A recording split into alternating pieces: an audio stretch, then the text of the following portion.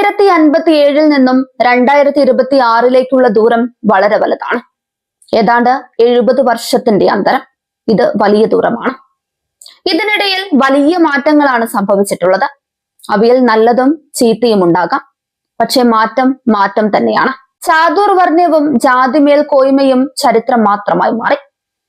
കല്ലുമാല സമരവും ഗുരുവായൂർ സത്യാഗ്രഹവും ക്ഷേത്രപ്രവേശന വിളംബരവുമൊക്കെ കെട്ടുകഥകളായിരുന്നില്ല.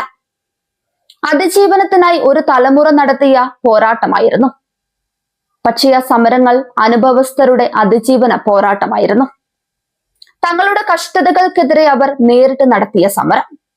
അതിൽ നമ്മുടെ ഇടപെടലുമുണ്ടായിരുന്നു, നേതൃത്വമുണ്ടായിരുന്നു.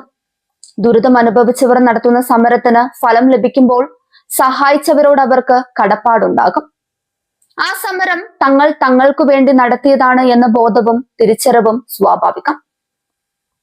സമരങ്ങളുടെ കൊട്ടേഷനുകൾ ഏറ്റെടുക്കുന്നതിനു പകരം ആവശ്യക്കാരനെ ബോധവൽക്കരിച്ച് അവരെ സമര രംഗത്തേക്ക് എത്തിക്കുന്നതും അവരുടെ സമരങ്ങളെ സഹായിക്കുന്നതുമാണ് ശരിയായ രീതി.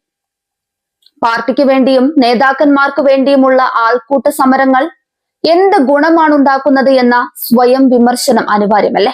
ഭൂസമരവും കുടിക്കിടപ്പവകാശവും വിദ്യാഭ്യാസ അവകാശ പ്രഖ്യാപനവും അടക്കം നിരവധി നാഴികക്കല്ലുകൾ.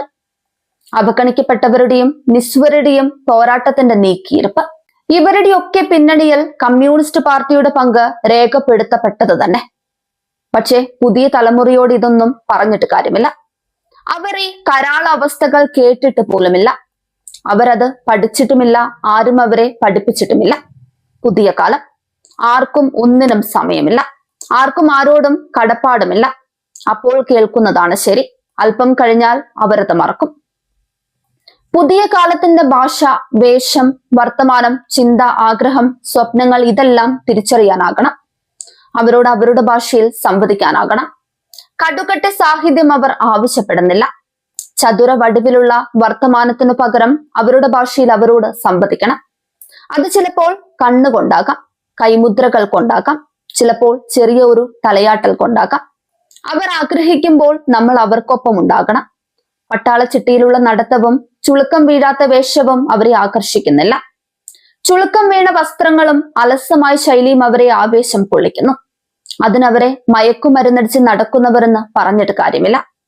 പരന്ന പത്രസാഹിത്യവും മണിക്കൂറുകൾ നീണ്ടു നിൽക്കുന്ന പ്രഭാഷണങ്ങളുമല്ല അവരുടെ ആവശ്യം. ലഘുവായ വാക്കുകളിൽ വേഗത്തിൽ കാര്യങ്ങൾ പറയുന്നതാണ് അവരുടെ ഇഷ്ടം. അവർ അവരിലേക്ക് ഒതുങ്ങുന്നവരാകാം. പക്ഷെ ഒരാവശ്യം വന്നാൽ നിമിഷ നേരം കൊണ്ട് അവർ ഒന്നുചേരും. ജാതിയും മതവും പറയുന്നവരെ അവർ ഇഷ്ടപ്പെടുന്നുണ്ടാകില്ല. പക്ഷെ അവരിൽ ജാതിയും മതവും ഒക്കെയുണ്ട്. ആരെയും അവർ അകറ്റി നിർത്താൻ ആഗ്രഹിക്കുന്നില്ല. അവർക്ക് കംഫർട്ടബിൾ ആയവരിലേക്ക് അവർ എത്തിച്ചേരും. അതിനൊരു സ്ഥായി ഭാവവുമില്ല. അതുകൊണ്ട് തന്നെ തിരിച്ചുവരവാണ് ആഗ്രഹമെങ്കിൽ തിരിച്ചറിവുണ്ടായേ മതിയാകൂ. തിരിച്ചറിവുണ്ടായാൽ മാത്രം പോരാതെ പ്രവർത്തിച്ച് കാണിക്കുകയും വേണം.